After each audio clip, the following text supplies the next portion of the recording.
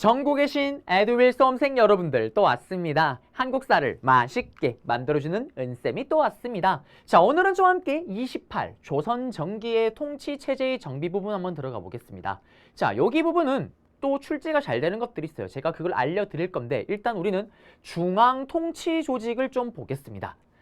이거를 가지고 시험 문제 내요. 어떻게 내냐면 몇 개 해당되는 부서에 대한 설명을 다 던져놓고 다음 부서를 고르시오. 쉽게 나오면 뚝뚝뚝뚝 찾으면 되고 좀 어렵게 나오면은 잘 나오는 부서들이 있어요. 그 부서 설명을 뚱 던져놓고 다음 부서에 대한 설명을 옳은 것을 했을 때 해당되는 부서의 내용을 더 찾으면 또 정답이 되는 거예요. 자, 그럼 먼저 우리는 의정부부터 한번 가보겠습니다. 기억나세요? 조선시대 때 여러분들이 알고 있는 관직은 딱 3개밖에 없다라고 얘기를 했잖아요. 영의정, 좌의정, 우의정. 그들이 우리나라 넘버1, 넘버2, 넘버3입니다. 그 3정승, 3영감탱이들이 들어가는 것이 바로 의정부예요. 그래서 이 의정부는 뭐라는 기구냐? 조선 최고의 정치기구이자 국정을 총괄하는 기구입니다.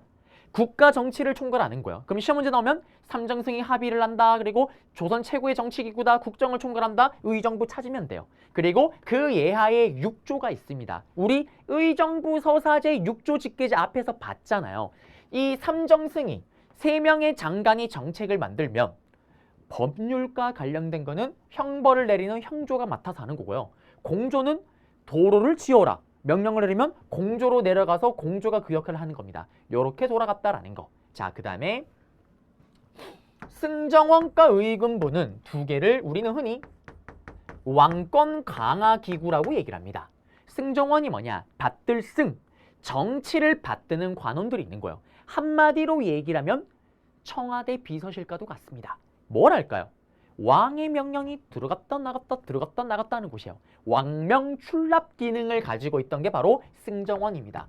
승정원은 왕의 명령이 들어갔다 나갔다는 비서실이었다라는 거. 그 다음에 의금부입니다. 의금부는 여러분들이 많이 들어봤어요. 또 의금부 배워줘야 됩니다. 여러분들이 의금부는 얘기를 많이 들어봤는데 사극을 보시게 되면 정통 사극이든 퓨전 사극이든 조선시대 주인공들은 피해갈 수 없는 곳이 있죠. 바로 이 의금부입니다. 사극에 항상 나오는 레파토리. 당장 저놈을 의금부로 압송해라. 억울해요, 억울해요, 억울해요 하면 전환이 됩니다. 그럼 이렇게 앉아있죠. 너 이놈 당장 저놈의 주리를 털어라. 억울해요, 억울해요. 하는 아름다운 스토리. 근데 여러분 잘 생각해보세요. 그렇게 사극이 진행될 때 항상 죄인에게 치는 멘트가 있습니다. 바로 앞에 제일 앞에 붙이는 멘트. 바로 뭐예요? 너 역적죄인 은동지는 듣거라. 대역죄인은 듣거라. 항상 이 멘트가 들어갑니다. 무슨 말이냐? 이 의금부라는 부서는요. 오로지 왕만이 움직이는 왕 직속의 사법기관이에요. 그러면 봐요. 설마 왕이 쪼잔하게 국가 세금 은동진이가 1000만 원 삥땅 쳤다고 몰래 빼돌렸다고 이 의금부를 발동시킬까요? 왕만이 움직일 수 있는 이 의금부라는 사법기구를 발동시켰을 때는 그만큼 큰 사건이겠죠. 왕의 입장에서 가장 큰 사건은 뭘까요? 바로 대역죄인 반역죄가 되는 거예요. 그래서 맨날 끌려가면 대역죄인은 듣거라고 말이 나오는 거예요. 그래서 이 의금부와 승정원 큰 틀에서 보게 되면 왕을 위해서 움직이잖아요. 왕권 강화 기구다라는 거. 그리고 시험에 가장 잘 나오는 정치기구는 이 3개입니다. 사헌부, 사간원, 홍문관이에요. 그러면 사헌부는 어떤 부서냐 이거예요. 헌법에 의거해서 관리들의 비리를 잡는 부서입니다. 은동진이가 국가 세금을 1000만 원 띵땅 일러 바쳐요. 왕에게. 은동진이가 세금을 삥땅 쳤습니다. 그 다음에 은동진이가 그럴 리가 없겠지만 불법 야동, 불법 도박을 했다. 더러운 놈. 풍속을 더럽히고 있어요. 잡아갑니다. 그게 바로 사헌부예요. 여러분들 근데 이게 고려시대 때 사헌부의 역할하는 부서 기억나세요? 아, 맹어사 출도요. 고려시대 때 어사대의 역할을 했던 게 조선시대 때 사헌부입니다. 그러면 사간원은 뭐냐? 감히 왕에게 간할 수 있는 관원들이 있는 거예요. 왕이 도라이 같은 명령을 내렸을 때 이 뜨거운 여름에 친애하는 학생 여러분들 학생들의 건강을 위해서 오늘부터 패딩을 입고 등교를 하세요. 이런 말도 안 되는 멍멍이 같은 소리를 할 때 사간원에 소속된 간원 친구가 있다. 헛소리 하지 마라. 교장 덥다 덥다 너나 입어라. 땀띠 난다 땀띠 난다. 왕이 도라이 같은 명령을 내릴 때 바로 깔 수 있었던 게 바로 이런 낭패가 있나. 고려시대 때 낭사가 있었더라면 조선시대 때는 사간원이 있었습니다. 그리고 홍문관 기억나세요? 누구? 경국대전을 완성했었던 성종 때 만들었던 집현전의 이름이 바뀐 널리 홍홍홍홍홍홍홍 학문을 널리 알린다라는 도서관 홍문관. 이거도 세 개를 합쳐서 우리는 삼사라고 부릅니다. 자, 기본적으로 왕과 신하가 얘기를 주고받는 거잖아요. 그러면 이 삼사를 큰 틀에서 보게 되면 어떤 공통점이 있는 거예요?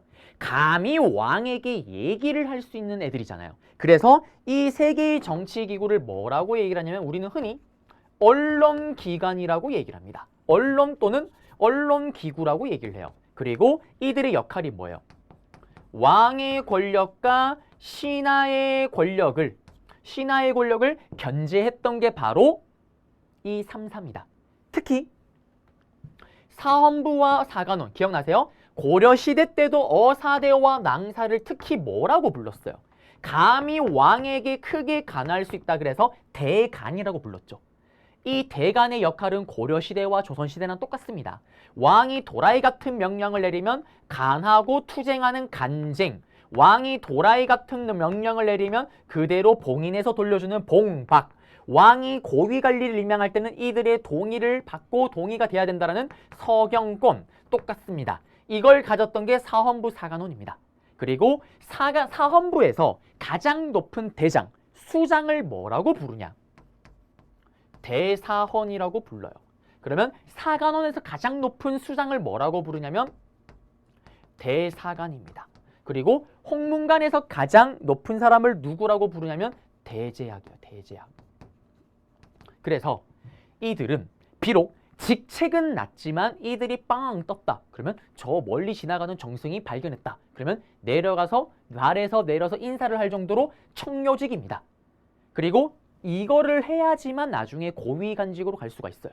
왜냐하면 왕에게 맨날 얘기를 하다 보니까 왕과 친해질 확률이 높잖아요. 고위간직으로 가는 소위 말하는 엘리트 코스가 바로 이 삼사입니다. 그러면 시험에 나오면 어떻게 나오냐? 대사원 샤랑샤랑 꿀랑꿍, 대사원 샤랑샤랑 꿀랑꿍. 다음 정치기구에 대한 설명을 옳은 것은 왕의 권력과 신하의 권력을 독점을 견제하였다. 그리고 언론기구였다. 그리고 대간이라고 불리기도 했다. 간쟁, 봉박, 서경권을 가졌다. 찾으면 정답입니다. 끝났어요. 그리고 춘추관이 보이죠? 춘추관은 가을에서 봄까지, 봄에서 가을까지 역사를 쓴다. 역사책을 만드는 공간이에요. 저기는 역사책을 만드는 공간이고요. 그 다음에 성균관은 조금 이따 배우겠지만 조선 최고의 교육기관입니다. 고등교육기관. 한성부는 치안을 담당하는, 오늘날로 치면은 경찰로 보시면 되겠네요. 네. 그리고 여기는 다 해드렸고요. 이제 우리는 지방 통치 조직으로 가겠습니다. 여기는 고려시대와 조금 비교를 해야 된다고 얘기를 했었죠.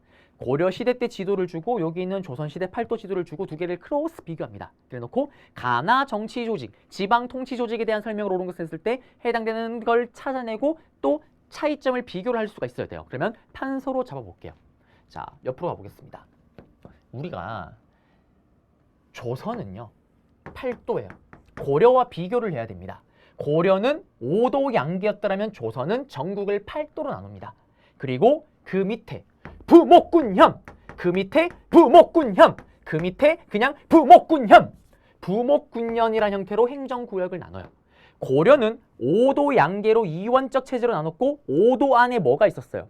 메인 주군, 주현, 주군, 주현에 속해 있던 속군, 속현, 향부곡소라는 특수행정구역. 근데 조선은 그냥 심플하게 부목군현, 부목군현으로 나눕니다. 그리고 또 두 개를 비교해야 되는 게 고려는 5도에 보냈던 직책 이름이 백성들을 편안한지를 관찰한다는 안찰사라면 조선은 이 8도에 보냈던 사람이 그냥 관찰사입니다. 관찰사.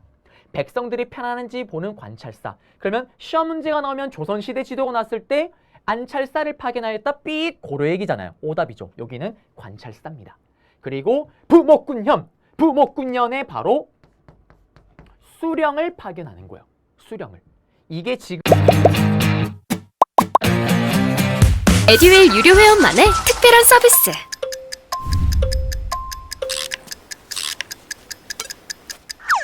같이 하자.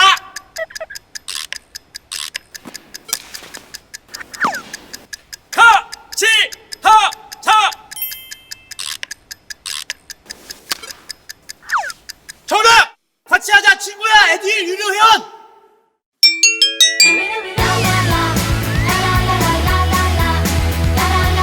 친구 소개하고 현금 받는 혜택.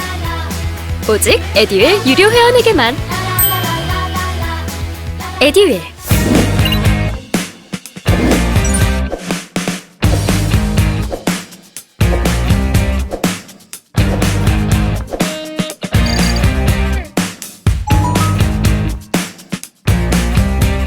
지금 우리가 흔히 잘 아는 사또, 원님 되겠습니다.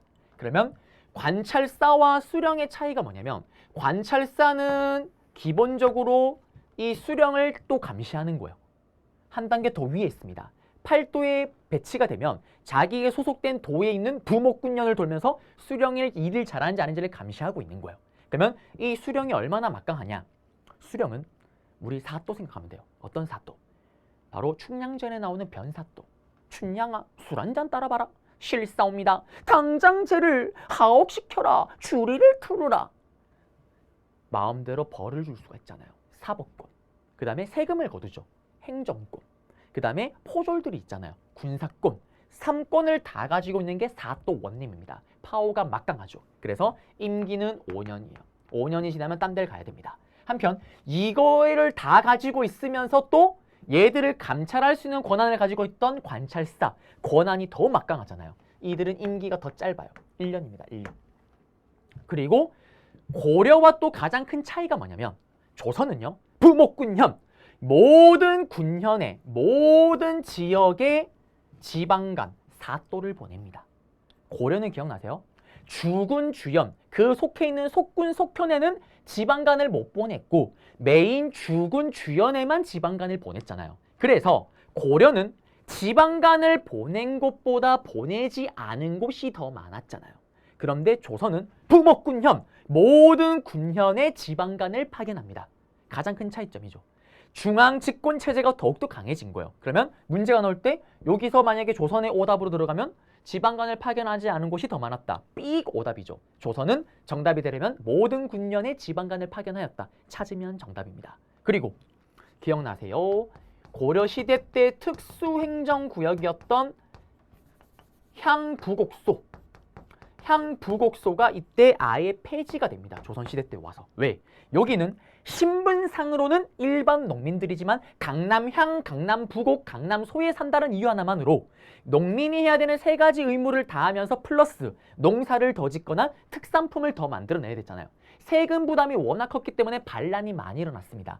공주 명학소의 망이 망소인난이 대표적이었죠. 그래서 조선시대 때 와서는 아예 향부곡소를 그냥 폐지해버려요. 그러면서 강남향을 강남부로, 강남부곡을 강남목으로, 강남소를 강남군, 강남현으로 바꿔버립니다. 그래서 향부곡소가 폐지됐고 요걸 가지고도 장난질을 치겠죠. 조선시대 문제가 나왔는데 향부곡소 어쩌고 저쩌고 저쩌고 삑 오답입니다. 사라지고 없는데 뭘 향부곡소 얘기가 나옵니까? 틀렸죠. 그 다음에 또 고려와 차이점이 뭐냐면 고려는 지방간이 파견되지 않은 곳에서는 누군가가 지방 역할을 해야 됩니다. 그게 누구였어요? 향촌사회 이장이었던 향리가 그 역할을 했잖아요. 그런데 조선시대는 모든 지역에 싹 다 사또, 원님, 수령을 파견합니다. 그러니 향리가 할 일이 없잖아요. 그래서 어떻게 되냐? 예이 사또! 우리가 사극에서 많이 보는 이방, 아전으로 격하가 됩니다. 즉 향리의 권한이 약화되었다. 고려는 향리의 권한이 강하였다. 요 차이인 거죠. 그래서 요거 잡아드렸고요. 그리고 옆으로 가서 조선은 또 대단한 게 이원체제로 왕이 보고를 받아요. 관찰사와 수령을 통해서 관리를 한다면 또 왕은 또 수도에 뭘 만드냐면 경제소라는 걸 만들어요. 서울경, 서울에 있는 사무소입니다. 이거는 뭐냐면 선생님이 예를 들어서 영의정이에요. 절 부른 거예요. 동진아 이리 와봐라. 예이 전하. 동진아, 너 고향이 어디였지? 저 대구인데요. 그래? 그러면 네가 오늘부터 대구경제소를 맡아라. 부산 출신이 높은 사람이 있으면 부산경제소를 맡는 거예요. 그러면 그러한 경제소가 수도에 있었더라면 각 지역마다 소위 잘 나가는 양반들의 동아리 모임이 있을 거 아니에요. 그 동아리 모임이 뭐냐면 유향소라는 게 있습니다. 있을 유. 향촌사회의 사무소라는 유향소가 있는 거예요. 대구에는 대구 유향소, 부산에는 부산 유향소가 있습니다.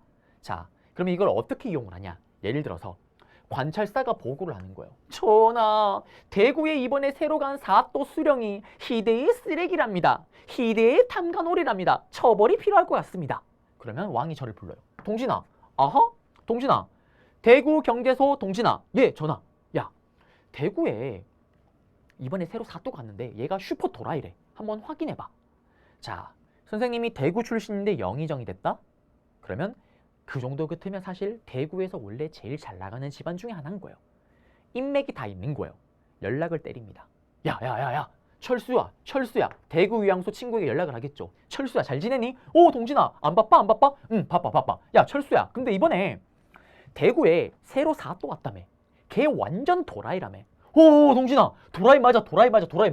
전하, 도라이 맞답니다. 탐관오리. 처벌을 내리는 거예요. 이렇게 이원체제로 돌아갑니다. 그리고 유향소에는 자기들끼리 또 직책을 하나씩 만들어요. 그 직책이 뭐가 있냐면 좌수 그리고 별감이라는 직책을 두고 운영을 하기도 했다라는 거. 그래서 경제소와 유향소의 관계, 요 스토리를 한번 잡아드렸습니다. 끝났어요. 그러면은 서로 또 견제가 되는 거죠. 예를 들면 유향소에 있는 동네 양반들 동아리잖아요.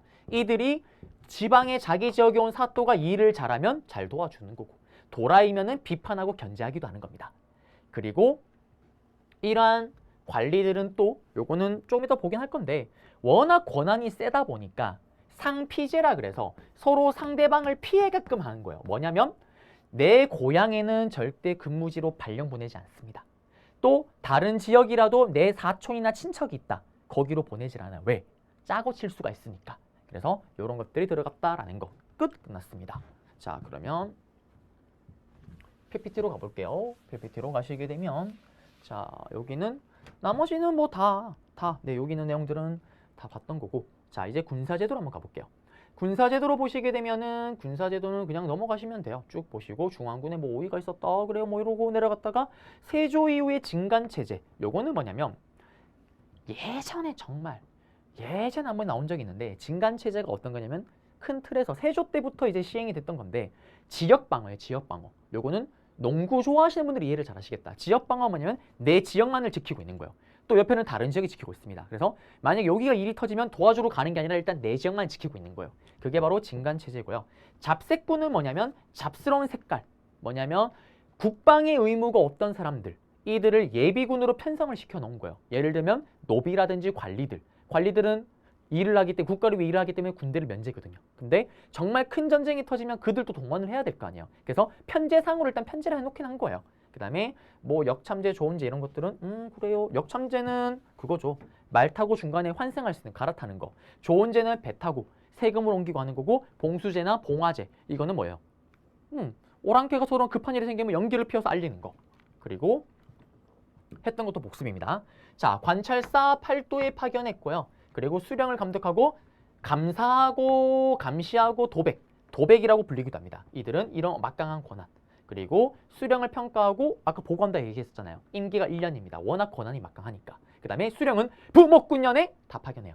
임기는 5년이고. 그리고 국왕의 대리인으로 현감 또는 현령 또는 원님 사또로도 불립니다. 그리고 세 가지를 가지고 있었고, 그 다음에 이들은 수령 7사라 그래서 이건 뭐냐면 수령이 해야 되는 7가지 역할이 있어요. 예전에 시험에 나온 적이 있는데 이런 7가지 역할이 있습니다. 이거를 잘하냐 못하냐를 관찰사가 평가를 하는 거예요. 이거를 터무니없이 안 한다. 그러면 잘립니다. 그리고 향리. 향촌사회 이장인데 향리의 권한이 약하죠. 수령의 행정실무를 보좌하는 형태로 가버렸다라는 거. 그리고 고려시대에 비해서 그 역할이나 힘이 약화됐다라는 거. 그리고 유향소입니다. 유향소는 양반들이 만든 자치기구죠. 동아리 같은 자기들 수령을 보자고 향리비리를 감찰하고요. 그 다음에 백성을 교화하고 풍속을 교정하고 지방 여론을 또 모으기도 하고 여기 자수별감이라는 향임직을 자기들끼리 선발하기도 합니다. 그리고 경제소는 한양에 있었고요. 정부와 여기는 유양소를 연락하는 연락 기능을 했었고 또 이들은 유양소를 또 감시 통제하기도 합니다. 그래서 이렇게 이원적 체제. 그리고 다시 한번 정리를 하자면 고려는 안찰사, 조선은 관찰사, 그리고 오도양계 팔도, 주군 주연에만 지방간 파견, 속군, 속현, 향, 부곡소는 지방간 파견하지 않았고 부목군현 모든 지역에 지방간을 파견, 그리고 여기는 지방간을 파견하지 않은 곳이 더 많았고 향, 부곡소가 있었고 조선시대는 향, 부곡소 폐지. 그렇다 보니 여기는 고려는 향리의 권한이 강하였고 조선은 향리의 권한이 약하였다라는 거. 그리고 여기 보시면 유향소 사료입니다. 그래서 여기 무리들이 유향소를 설치하고 샤랑샤랑 꿀랑꿍. 아하, 유향소 얘기구나. 자, 그러면 여기까지 해서 우리는 조선 초기에 통치체제 정비를 봤고요. 저는 또 다음 챕터에서 이번에 못했던 거 마무리 한번 해보겠습니다.